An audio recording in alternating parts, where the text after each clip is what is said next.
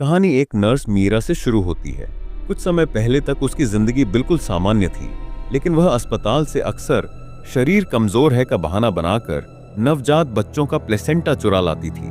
धीरे धीरे उसकी इस हरकत पर स्टाफ को भी शक होने लगा। एक दिन मीरा बैग लेने के बाद बाहर निकलती है तो देखती है कि पूरा अस्पताल अचानक खाली हो गया है। न कोई आवाज, न कोई इंसान। चारों तरफ खामोशी का इतना भारी सन्नाटा था कि दिल डर से सिहर उठे। तभी उसकी सहकर्मी सामने आ जाती है और माहौल एकदम सामान्य हो जाता है। मीरा इसे थकान का भ्रम समझकर नजरअंदाज कर देती है और वह प्लेसेंटा लेकर घर लौट आती है। घर पहुंचकर वह उसे फ्रिज में रखती है और खाना बनाने लगती है। लेकिन जैसे ही वह अंडा तोड़ती है, उसमें से मरा हुआ चूजा निकलता है। डर के मारे वह पीछे हट जाती है। तभी उसके पीछे उसका पिता रघुनाथ खड़ा मिल जाता है, जो एक तरह का झाड़ फूंक करने वाला ओंझा था। वह बर्तन में अंडा दिखाती है, लेकिन जब पिता देखते हैं, अंडा बिल्कुल सामान्य होता है। रघुनाथ फ्रिज से प्लेसेंटा उठाकर आंगन में मौजूद एक पेड़ के नीचे जाता है। वह दोनों हाथों से उसे निचोड़ता है और खून जमीन पर गिराता है। लेकिन खून नीचे जाने की बजाय उल्टा मिट्टी से और ऊपर उठने लगता है, जैसे जमीन के अंदर कुछ उसका इंतजार कर रहा हो। धीरे धीरे सच सामने आता है। मीरा अस्पताल से प्लेसेंटा अपने लिए नहीं, बल्कि अपने पिता के लिए चुराती थी। रघुनाथ एक छोटा भूत टोने वाला बच्चा प्रेत पालता था और यह प्लेसेंटा उसका खाना था। इसी बच्चा प्रेत की मदद से वह लोगों के राज्य पता करता था और झाड़ फूंक करके पैसा कमाता था। धीरे धीरे वह इलाके में गुरुजी कहलाने लगा और लोगों की भीड़ उसके पास आने लगी। लेकिन एक दिन समस्या खड़ी हो गई। वह बच्चा प्रेत प्लेसेंटा खाने से साफ मना कर देता है। गुस्से में रघुनाथ पेड़ की डंडी उठाकर घर लौटता है और उसे ढूंढने लगता है। वह बच्चा प्रेत को मार मार कर खाना खिलाने की कोशिश करता है। यह देखकर मीरा सह नहीं पाती। वह पिता से कहती है कि अगर यह प्रेत ऐसे ही जबरदस्ती ये चीजें खाता रहा तो उसका पुनर्जन्म कभी नहीं हो पाएगा। लेकिन रघुनाथ उसे चुप करा देता है और कहता है, धीरे बोल, वह सुन लेगा। रात में मीरा अचानक जागती है। उसे लगता है उसका बॉयफ्रेंड बाथरूम गया है। वह उसके पीछे जाती है, लेकिन बाथरूम खाली मिलता है। डर और बेचैनी में वह पीछे मुड़ती है और उसके सामने वही बच्चा प्रेत खड़ा मिलता है, बिल्कुल चुप, बिल्कुल ठंडा। मीरा चीख उठती है। अचानक वह प्रेत उसे काबू में कर लेता है, उसे बिस्तर पर गिरा देता है और फिर धीरे धीरे छत से नीचे उतरते हुए उसके ऊपर झुकने लगता है। और यहीं से असली दहशत की शुरुआत होती है। छोटा प्रेत अचानक मीरा के पेट में घुस जाता है और वह डर के मारे चीखते हुए नींद से उठ बैठती है। असल में वह एक भयानक सपना था, लेकिन सपना इतना सच्चा लगा कि मीरा परेशान हो गई। कुछ ही दिनों बाद उसे पता चलता है कि वह गर्भवती है। जब उसने यह बात अपने डॉक्टर बॉयफ्रेंड अमित को बताई तो वह जिम्मेदारी लेने से पीछे हट गया। वह बार बार मीरा से बच्चा गिराने की जिद करता रहा, लेकिन मीरा साफ मना कर देती है। आखिरकार अमित कहता है, एक बार जांच करवा लो, अगर बच्चा ठीक है तो रख लेंगे, नहीं तो गिरा देंगे। पर मीरा को क्या पता था कि इसी दौरान अमित चुपके से उस डॉक्टर से मिला जो रिपोर्ट तैयार करने वाला था। दोनों पहले से दोस्त थे, इसीलिए हल्की फुल्की हंसी मजाक के बाद डॉक्टर झूठी रिपोर्ट बनाने के लिए तैयार हो जाता है। दोनों बातें करते हुए गलियारे में खड़े थे कि तभी डॉक्टर जरा सा खिड़की पर झुकता है और अगले ही पल अजीब ताकत से धक्का खाकर नीचे गिर जाता है। अमित वहीं खड़ा यह सब देखकर सन्न रह जाता है। लगता है उसके कर्मों का फल तुरंत मिल चुका था। उधर मीरा के साथ लगातार डरावनी घटनाएं होने लगीं। एक दिन वह खाना खा रही थी। प्लेट में स्वादिष्ट नूडल्स थे, लेकिन पलक झपकते ही वही नूडल्स कीड़ों से भरी गंदी खुराक बन जाते हैं। घर पहुंचकर वह नहाने की तैयारी कर रही थी कि तभी लिविंग रूम से अजीब आवाजें आने लगीं। वह डरते डरते बाहर आई और जैसे ही पीछे मुड़ी, सामने डरावनी परछाई खड़ी थी। मीरा दरवाजा खोलकर बाहर भागती है और अपने पिता रघुनाथ को फोन करती है, पापा मुझे बचाओ, मुझे भूत दिख रहा है। लेकिन रघुनाथ, जो खुद सालों से प्रेत पालता आया था, उसकी बात को गंभीरता से नहीं लेता।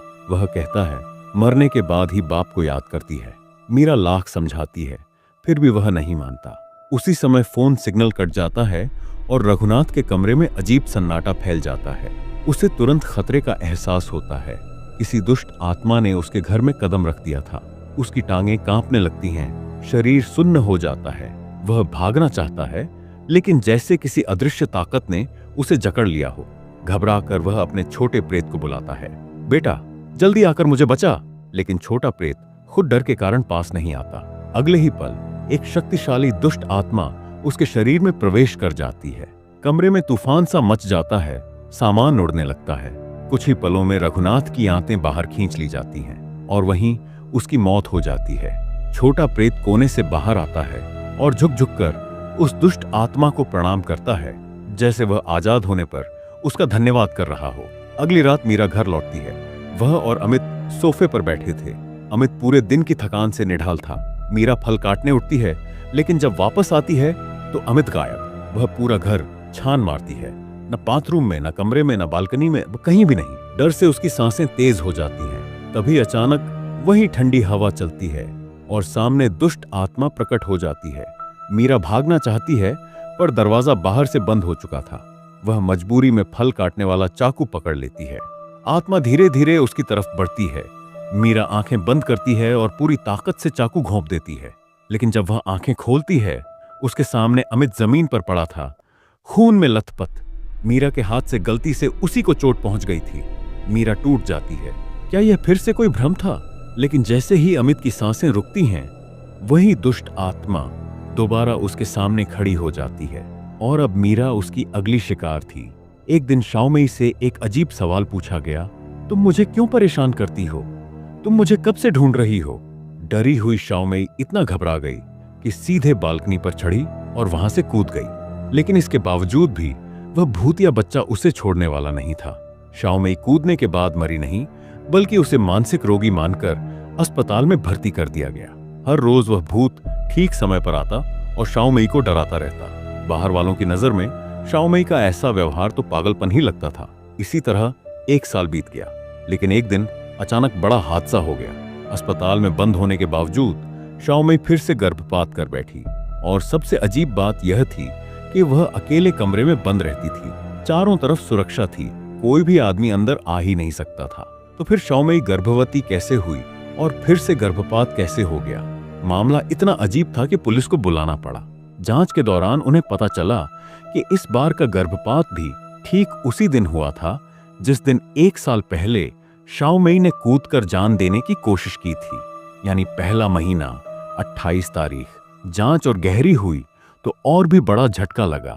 डीएनए टेस्ट में दोनों बार के गर्भपात का डीएनए बिल्कुल एक जैसा था, यानी दोनों बच्चे एक ही थे और बच्चे के पिता वहीं मर चुका आवेई था। लेकिन बच्चे की मां वह शाओमेई नहीं थी। जैसे जैसे पुलिस आगे बढ़ी, एक चौंकाने वाला सच सामने आया। असल में 1 साल पहले आवेई की एक पूर्व प्रेमिका थी जो 3 महीने की गर्भवती थी। डॉक्टर ने उसे कुछ दवाई दी थी ताकि बच्चा सुरक्षित रहे, लेकिन यह बात पता चलने पर शाओमेई ने छुपकर उसकी दवा बदल दी और उसे गर्भपात कराने वाली दवा दे दी। नतीजा, उस गरीब लड़की का गर्भ गिर गया। अब अस्पताल में बैठे शाओमेई को फिर वही भूतिया बच्चा दिखाई देने लगा। स्पष्ट था, वही बच्चा था जिसे शाओमेई ने धोखे से मरवाया था। इसके बाद शाओमेई की जिंदगी नरक बन गई। वह रोज मौत से भी बदतर हालत में जीने लगी। किस्मत का न्याय कभी देर से आता है, लेकिन आता जरूर है। इंसान को कभी भी अपनी सेल्फिशनेस के चलते किसी की जिंदगी बर्बाद करने वाला काम नहीं करना चाहिए, वरना उसका फल एक दिन वापस मिलता ही है।